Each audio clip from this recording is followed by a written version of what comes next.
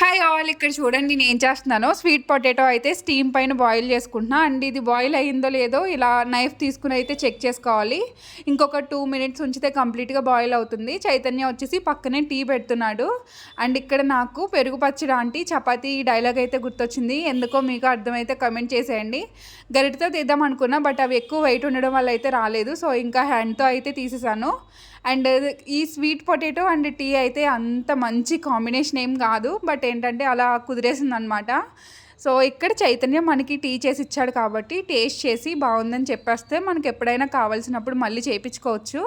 మీరు కూడా ఈ ట్రిక్ ఫాలో అయిపోండి. బట్ నేను ఇక్కడ వాయిస్ ఓవర్ ఇస్తుంటే నా వైపు ఒక వేర్డ్ లుక్ ఇచ్చాడనమాట.